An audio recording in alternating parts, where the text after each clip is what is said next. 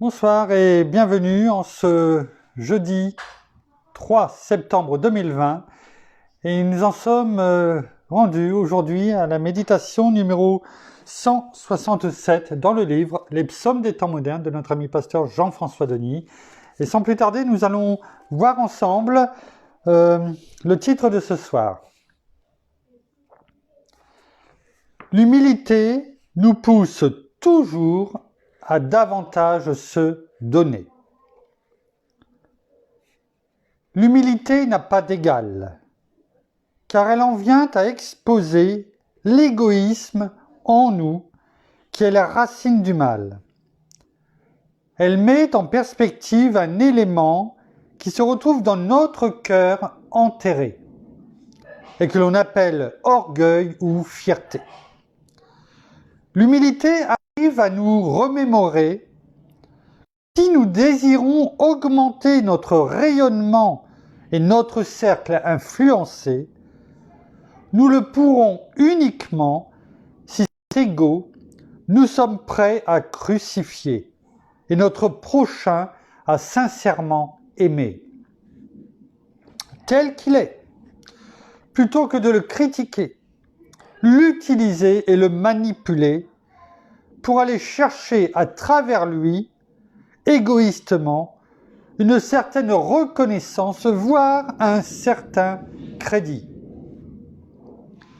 L'humilité débute à travers cette volonté de se donner, sachant tasser et délaisser notre agenda du moment pour en venir à aider autrui.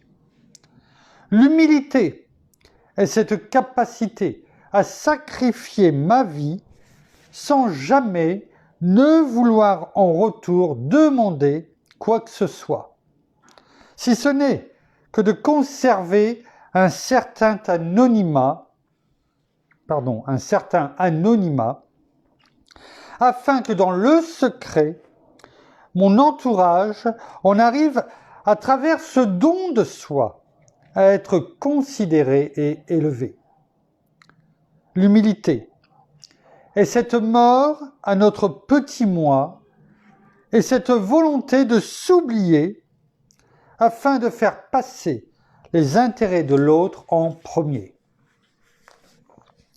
L'humilité est cette honnêteté de reconnaître nos forces, nos faiblesses et de les accepter, sans à nos semblables se comparer, capitalisant sur nos points forts pour en arriver à aujourd'hui positivement nos voisins impactés.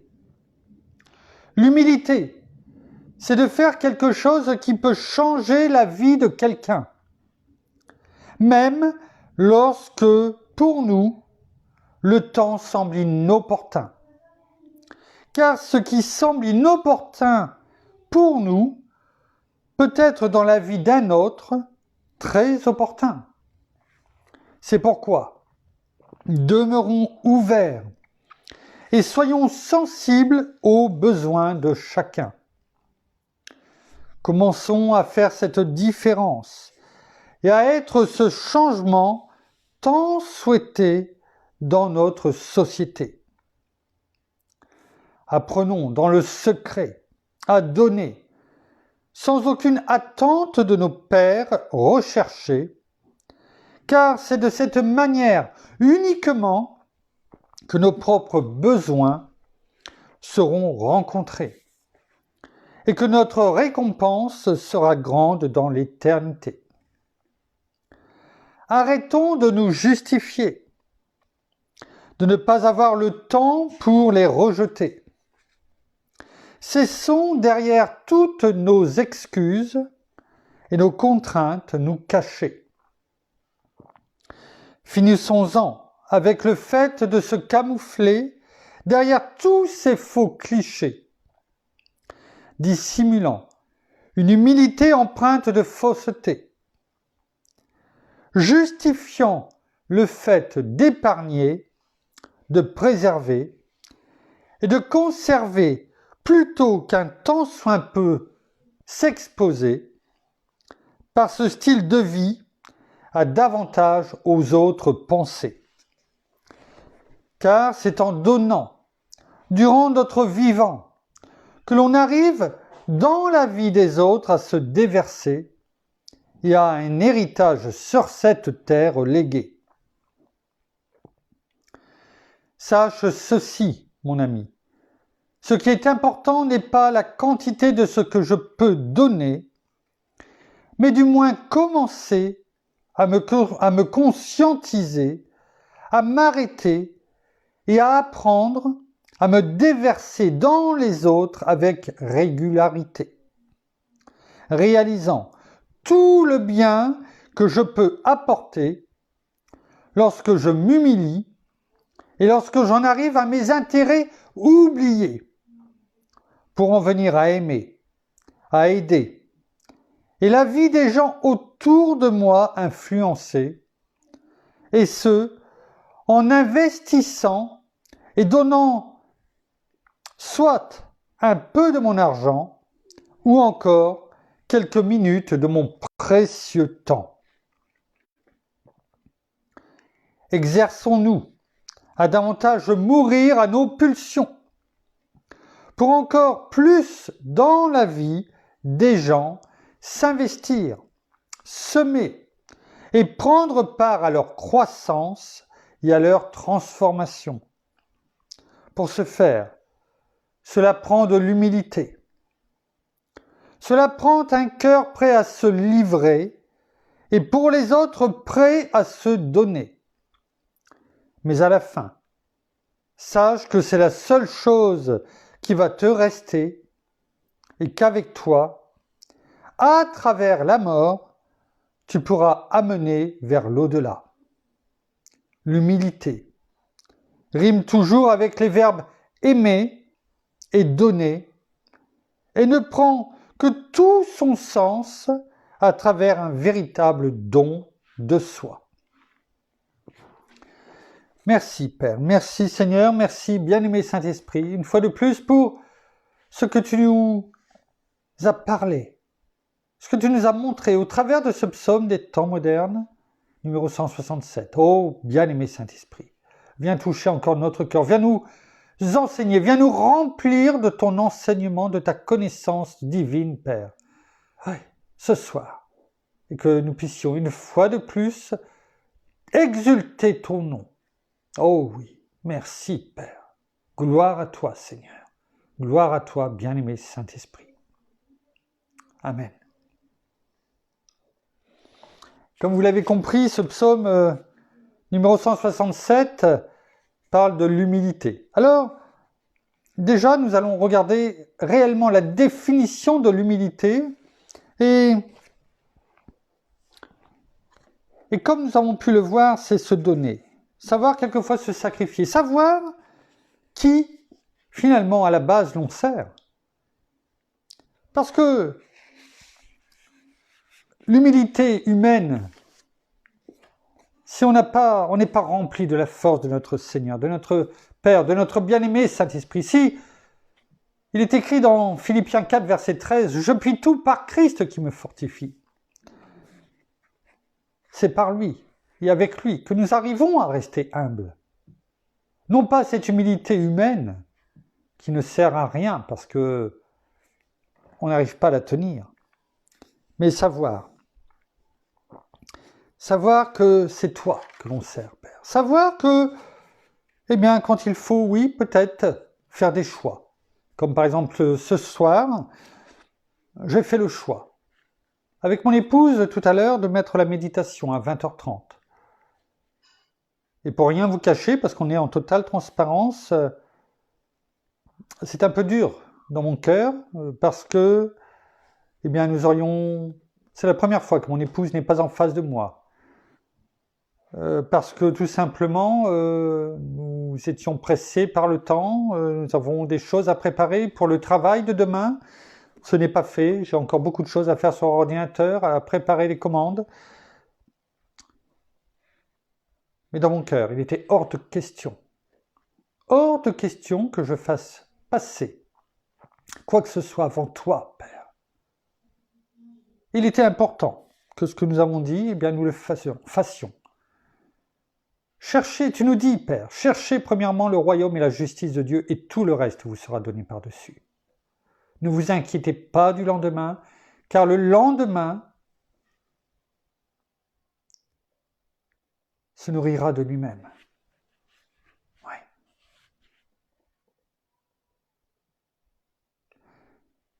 Tu diriges toutes choses. Il était hors de question, Père. Dans le nom de Jésus, hors de question, bien-aimé Saint-Esprit.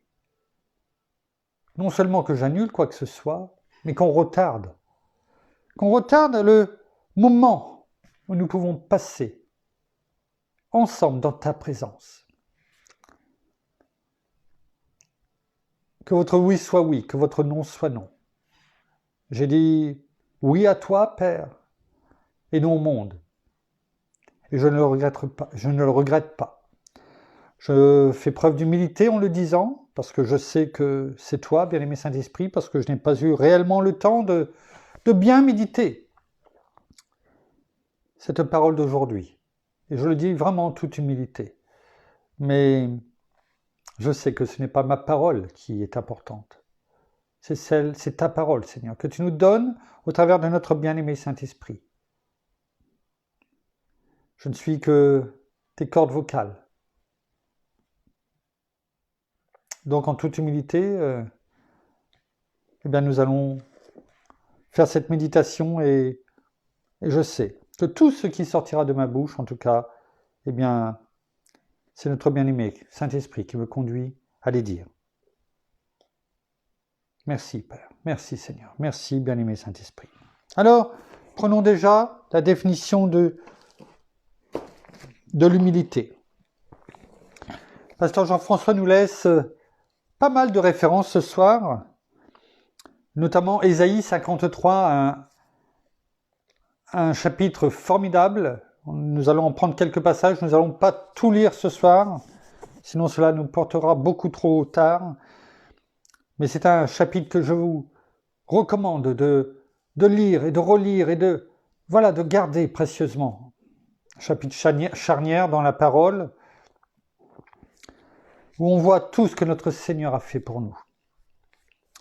Et d'autres versets, comme dans Proverbes 15, verset 33, Proverbes 16, versets 18 et 19, Proverbes 18, verset 12, Jacques, chapitre 4, verset 10, 2 Chroniques, chapitre 7, verset 14, le livre des Psaumes, chapitre 25, verset 9. Je ne sais pas si nous aurons l'occasion de tout voir ce soir, mais commençons d'abord par Ésaïe, chapitre 53, avant toute chose. Ce chapitre commence avec une interrogation faite par le prophète Ésaïe qui sonne comme un glas. Qui a cru à ce qui nous était annoncé? À qui le bras de l'Éternel s'est-il révélé?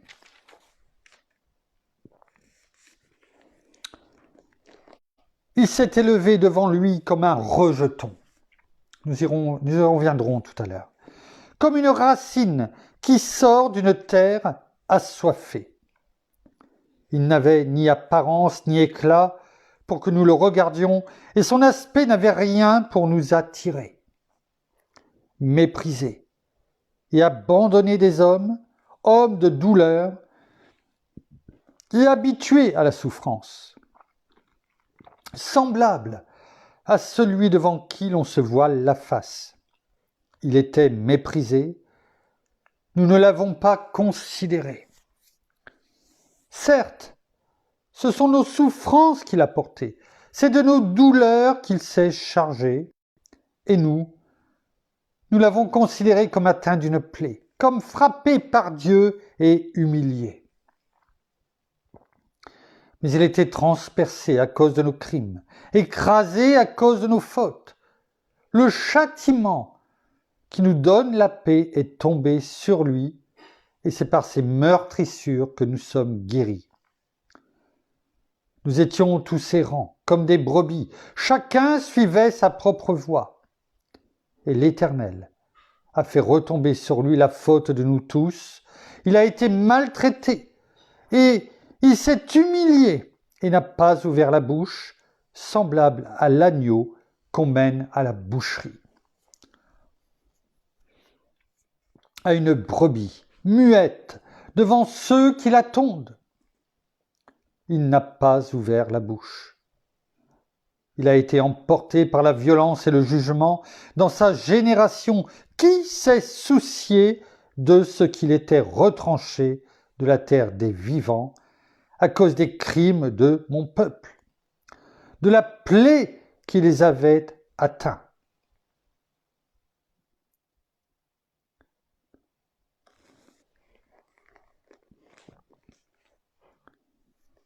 Dans cette première partie du chapitre 53, on peut voir, c'est bien sûr notre Seigneur Jésus dont il est parlé, l'humilité avec laquelle il est venu pour nous. Il n'est pas venu en tant que roi des rois, seigneur des seigneurs, et il aurait pu. Tout lui appartient. Notre Père lui a tout donné. Il aurait pu, lui qui était déjà là avant la création du monde, avant la fondation de toutes choses. Il aurait pu venir en habit d'apparat et s'est méprisé dès le départ, avant sa naissance et pendant sa naissance, et toute sa vie, jusqu'à la mort. Il l'a fait pour nous en toute humilité. On a vu ce qu'il est dit. Il a été à l'abattoir pour nous, comme une brebis, qu'on mène à la boucherie, comme un agneau que l'on mène à la boucherie. L'humilité. L'humilité, il nous l'a montré. C'est son exemple que nous devons suivre. Si nous voulons un exemple d'humilité, et comme dans tout le reste, recherchons l'humilité à ce moment-là parfaite, celle de notre Seigneur, et soyons dignes de lui. Avançons, c'est un chemin d'apprentissage. Il le sait, mais ce n'est que par lui, en lui, que nous pouvons y arriver. L'humilité, c'est quoi? L'humilité, c'est la reconnaissance de ses limites et de ses capacités en faisant preuve de modestie. On la considère comme une qualité en opposition à l'orgueil. L'orgueil, on sait très bien que l'orgueil, ça a été le premier péché. Même pas sur la terre, dans les cieux, avec Lucifer, qui a voulu prendre la place de Dieu, par orgueil. Et il est bon de voir que la parole et la définition est faite de l'humilité, la parole que l'on vient de lire, avec l'exemple de notre Seigneur, et que la parole nous dit que notre Seigneur a dit, mais que tout ce que vous m'avez vu faire, cela ne vient pas de moi. Tout ce que j'ai pu faire, vous montrer, vous dire, cela ne vient pas de moi, mais vient du Père. Par là, il reconnaissait ses limites. Il savait et il disait que tout ce que vous m'avez vu dire et faire, cela vient de mon Père. Il reconnaissait ses limites. Il était modeste. Il faisait modestie. Définition que l'on vient de lire. Et cette modestie, cette humilité, on va dire à son paroxysme, que notre Seigneur nous a montré, est carrément l'opposé de ce qu'a montré Lucifer. On voit ces deux chemins, le bien et le mal. Voilà ce qu'est l'humilité. Je vais noter une deuxième définition que nous allons regarder ensemble. C'est un sentiment. Oui, c'est un sentiment. C'est un état d'esprit, et je préfère, de quelqu'un qui a conscience de ses insuffisances. Est-ce que nous avons conscience de nos insuffisances humaines et que c'est simplement qu'en nous tournant vers notre Seigneur, eh bien, que nous pourrons et qu'il pourra combler ces insuffisances. La parole le dit, c'est par les faibles, c'est dans notre faiblesse que nous sommes forts, parce que c'est là où Dieu vient se révéler, où notre Seigneur nous fortifie. Oui. État d'esprit de quelqu'un qui a conscience de ses insuffisances, de ses faiblesses, et est porté à rabaisser ses propres mérites. Ce n'est pas par nous que les choses se font. Toute gloire, tout mérite en revient à notre Seigneur et à notre Père, à notre bien-aimé Saint-Esprit. Voilà la vraie humilité. Et c'est beau, c'est bon de voir ceci. Cela permet de voir ce que nous devons faire et surtout ce que notre Seigneur nous a montré. À un moment donné, on a parlé de rejetons. Je vous ai dit qu'on reviendrait dessus, c'était dans Ésaïe 53, verset 2. Il s'est élevé devant lui comme un rejeton, comme une racine qui sort d'une terre assoiffée. Voilà comment est décrit notre Seigneur. Il n'avait ni apparence ni éclat, il était humble, déjà dans son habillement, etc. Il s'est élevé devant lui comme un rejeton. Devant qui? C'est la question qui était posée avant. À qui le bras de l'Éternel s'est-il révélé? À qui? Déjà auprès de notre Seigneur, Jésus, son Fils unique. Il s'est élevé devant lui comme un rejeton. C'est quoi un rejeton? Non pas... Regardons ensemble. Rejetons, la définition de rejeton. Et ce qui est beau, c'est qu'il n'est pas dit qu'il est venu dans la gloire, dans la lumière que tout le monde pouvait voir. Comme le peuple d'Israël attendait. Un roi guerrier qui allait leur permettre d'être le peuple le plus important sur toute la terre, mais à l'œil, je dirais, et de façon militaire. Un roi guerrier, peut-être à l'image d'Alexandre le Grand. Non, c'est tout l'opposé. Rejeton, c'est considéré par le dictionnaire, dans son premier sens en tout cas, comme une jeune pousse. Une bouture. Comme si c'était notre Père qui avait mis, voilà, une plante. Et c'est ce qu'il a fait. Cette graine de vie qu'il a mis par notre bien-aimé Saint-Esprit en Marie, notre Seigneur. Cette jeune pousse qu'il a mis sur la terre. Dans la terre, mais sur la terre, dans l'homme, dans la femme qui était Marie.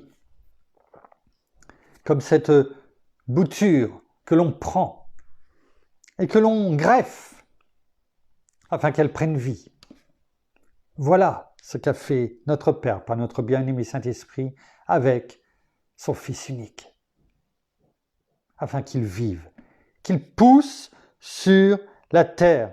Comme une racine, cette racine qui vient du sol et qui était déjà la preuve que notre Seigneur Jésus, en venant au monde, allait être cette racine, qu'elle est perdurée au travers des siècles, au travers du temps.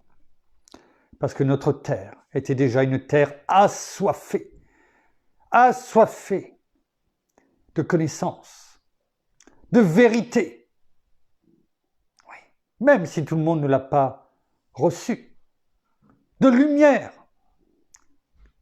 Parce que une racine, une plante, pour sortir, pour durer, pour perdurer, a besoin de lumière et d'eau. Notre Seigneur est la lumière. Il est la source d'eau vive. Oh, merci. Merci. Autre définition de rejeton. Nouvelle pousse produite par une plante vivace. Et oui, il est cette plante vivace qui vivra et qui vit pour l'éternité. Ouais. Mais n'oublions pas que rejeton également, dans un sens familier, veut dire aussi enfant. Voilà. Voilà les deux facettes de ce verset 2.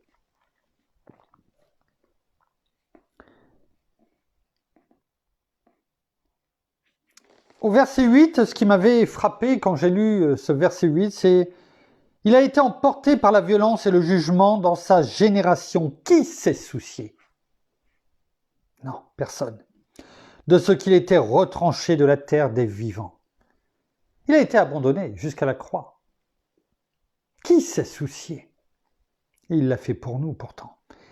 Et pourquoi a-t-il été retranché de la terre des vivants? La parole nous dit dans la deuxième partie du verset 8, à cause des crimes de mon peuple. Le peuple de Dieu. Mon peuple. La parole dit mon peuple. Cela montre bien que notre Seigneur, le Fils unique de Dieu, est venu et qu'il a été retranché de la terre des vivants à cause des péchés du peuple de Dieu. Il a dit, à cause des crimes de mon peuple, de la plaie qui les avait atteints. Cela montre bien qu'il est venu pour nous, pour faire expiation, tout comme le souverain sacrificateur le faisait, pour lui, pour le peuple, au travers des prières, lorsqu'il rentrait dans le lieu très saint, mais aussi par le sacrifice animal. Et là, notre Seigneur Jésus, dont l'image est l'agneau qui va à l'abattoir, eh bien, il fait la même chose, le sacrifice. Mais en même temps, le souverain sacrificateur qu'il est, selon l'ordre de Melchisédek, roi et souverain sacrificateur en même temps. Et il a fait, et il fait au quotidien expiation de nos péchés, de nos fautes, lorsque nous venons à ses pieds, à la croix, par son sang, qui coule encore sur l'autel aujourd'hui. C'est pourquoi il n'y a plus besoin de sacrifice aujourd'hui. Le sacrifice parfait a été réalisé. Et il ne se reviendra pas pour le faire une deuxième fois, simplement pour chercher son Église, son épouse glorieuse, sans ride ni tache. Sachons, au travers de cela, demeurer dans l'humilité. Continuons dans ce chapitre 53. Nous n'aurons pas l'occasion de lire les autres versets aujourd'hui, mais je vous les ai cités tout à l'heure. Je vous laisserai aller les voir. Je préfère que l'on continue dans ce magnifique chapitre 53 d'Ésaïe. Verset 9. On a mis sa tombe parmi les méchants, son sépulcre avec le riche, quoiqu'il n'ait pas commis de violence, et qu'il n'y ait pas eu de fraude dans sa bouche. Il a plu à l'Éternel de le briser par la souffrance, après s'être livré en sacrifice de culpabilité. Il verra une descendance et prolongera ses jours, et la volonté de l'Éternel s'effectuera par lui. On peut le voir au verset 10. Il a plu à l'Éternel de le briser par la souffrance. Pardon, Seigneur, pour nos fautes. Après s'être livré en sacrifice de culpabilité pour nous Il a tout pris sur la croix, tous nos péchés, tous nos crimes. Il s'est fait coupable pour nous. Demeurons humbles en face de ce qu'il a fait pour nous. Ne l'oublions jamais, que cela soit gravé sur les tables de notre cœur. Et sachons chaque jour demeurer dans cette humilité, afin de ne pas croire que nous sommes capables par nous-mêmes de faire les choses. Non. Sans Christ, sans Jésus dans notre vie, nous ne pouvons rien faire. Et il le dit dans Jean 15, à partir du verset 5. Il le dit. C'est lorsque nous demeurons en Christ et lui en nous que nous pouvons porter beaucoup de fruits. Car il dit que sans moi, vous ne pouvez rien faire. Et c'est vrai. Et cela, lorsque l'on lit ces versets, nous pousse à l'humilité. Merci, Père. Merci, Seigneur. Merci, bien-aimé Saint-Esprit. Et effectivement, il savait qu'en faisant cela, il verra une descendance. C'était la promesse qui était faite déjà et prolongera ses jours. Parce qu'il vit aujourd'hui éternellement. Et il est assis à la droite de notre Père. Notez bien, la parole dit qu'il est assis à la droite de notre Père. Il n'est pas debout. Il se repose, tout en faisant expiation pour nous de nos péchés, de nos fautes, auprès de notre Père, en étant cet avocat parfait, ce médiateur, cet intercesseur auprès de notre Père, pour nous, mais également notre souverain sacrificateur, selon l'ordre de Melchisédek. Mais cependant, il est assis à la droite de notre Père. Il est assis. Il est vivant pour l'éternité, jusqu'à ce qu'on lui dise, notre Père lui dise de se lever. Et lorsqu'il se lèvera, ce sera pour son avènement, son retour glorieux. Et la volonté de l'Éternel s'effectuera par lui. C'est par Christ. Il lui a tout donné. Notre Père a tout donné à notre Seigneur. Nous sommes dans sa main. Et nous sommes aussi en tant qu'enfants de Dieu, en esprit, assis et ressuscités. La parole le dit. Ensemble, nous sommes ressuscités et nous sommes assis à la droite de notre Père en Jésus-Christ notre Seigneur, en esprit. Il est la tête et nous sommes le corps. Et cela, rien qu'en disant tu es la tête et nous sommes le corps, cela nous devrait nous pousser à demeurer dans l'humilité, car les membres ne peuvent bouger que parce que le cerveau en donne l'ordre. On ne le voit pas, on ne le comprend pas, mais c'est comme cela que ça se passe. Quelqu'un qui a un problème au cerveau ne peut plus bouger. Alors, demeurons dans l'humilité, car c'est lui qui nous pousse, qui nous fait bouger, parce qu'il est la tête, et nous sommes le corps. Verset 11. Après les tourments de son âme, il rassasiera ses regards par la connaissance qu'ils auront de lui, au pluriel. Mon serviteur juste justifiera beaucoup d'hommes et se chargera de leurs fautes. On l'a dit tout à l'heure, il a pris nos fautes, tous nos fautes, nos péchés, tout. Et il continue de le faire. Mais c'est vrai que quand j'ai lu, je me suis dit, après les tourments de son âme, il rassasiera ses regards, ses SES. Pourquoi ses regards au pluriel? Et c'est vrai que lorsque l'on lit comme ça, bien souvent on n'y fait pas attention. Je l'ai lu plusieurs fois, à maintes reprises. Et pourtant, je ne me suis jamais posé la question. Et là, je me suis posé la question, mais pourquoi ses regards au pluriel? Et on vient de le dire. Parce que, par notre bien-aimé Saint-Esprit, que nous avons reçu par lui. Il le dit, je vous envoie un autre consolateur qui sera à côté de vous. Il le dit aux apôtres. Mais encore plus, il sera en vous. L'Esprit de Dieu, l'Esprit de Jésus, il est en nous. Et en chacun des enfants de Dieu. Il est là, en nous. Et au travers de nous, eh bien, chacun de ses frères, de ses sœurs, des enfants de Dieu, eh bien, il voit à travers nous. Et nous sommes à chacun un peu son regard, d'où ses regards. C'est-à-dire que en chacun de nous, il est un regard. Et c'est pourquoi la parole dit que il rassasiera ses regards. C'est-à-dire c'est tous ses frères, ses sœurs.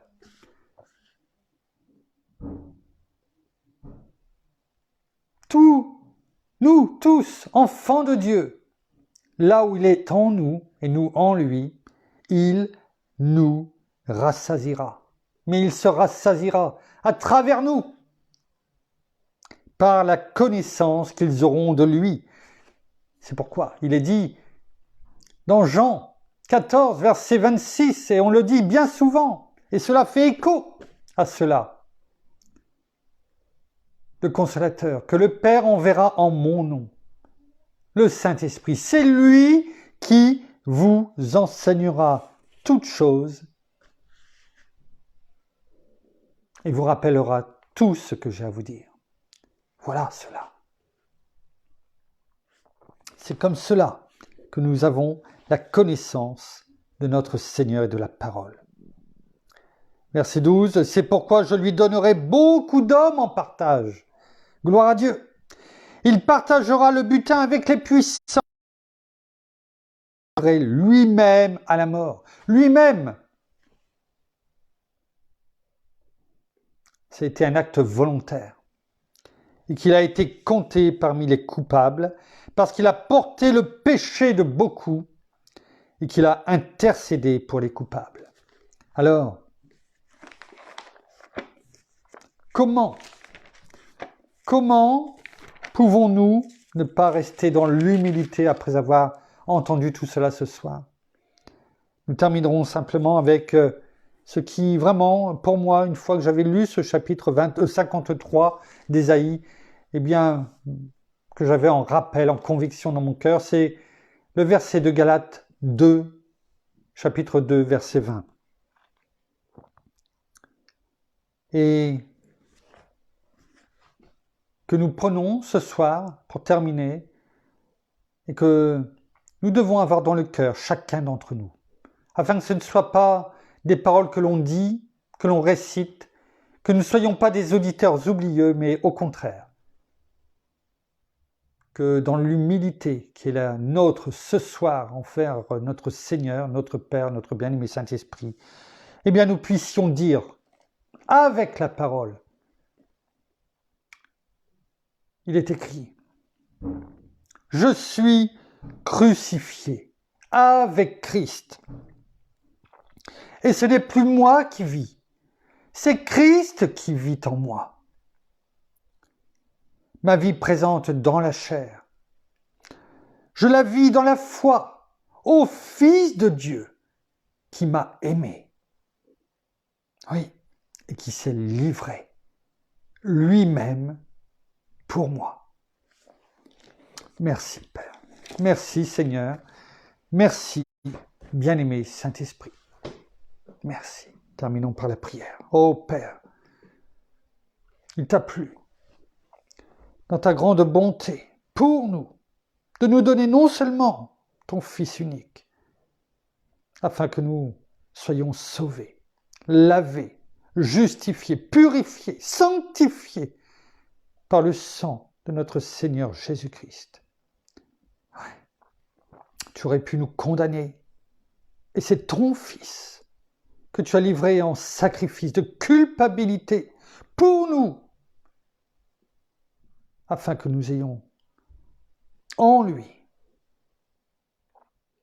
non seulement le salut éternel, et le pardon de tous nos péchés.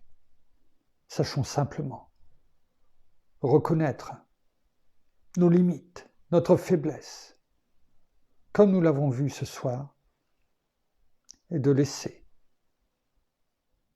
notre bien-aimé Saint-Esprit, l'Esprit de Dieu, l'Esprit de Jésus, nous guider, nous fortifier et nous conduire à chaque seconde de notre vie, à savoir nous donner pour les autres, en te laissant agir en nous, afin que tu rayonnes à travers nous, et que dans tous les actes de notre vie, que ce soit privé, professionnel ou spirituel, eh bien que ce soit vraiment toi qui sois mis en avant, et que ce ne soit pas nous, dans notre orgueil, que nous recherchons à présenter. Alors, à toi toute la gloire, l'honneur, la puissance encore ce soir, et merci encore pour cet enseignement. Amen. Voilà, ainsi s'achève cette méditation un petit peu particulière ce soir, mais je vous l'ai expliqué en toute humilité, en toute transparence. Nous vous donnons rendez-vous demain. Je vous donnerai l'heure à laquelle on fera la méditation. Si je ne vous dis rien, c'est que c'est 19h, sinon je vous en fais part. En tout cas, nous vous bénissons de toutes les bénédictions spirituelles dans les lieux célestes en Christ. Nous vous aimons. Nous saluons nos amis au Québec, au Canada, et nous vous disons à demain. Soyez abondamment bénis. Bonne soirée, bonne nuit. Au revoir.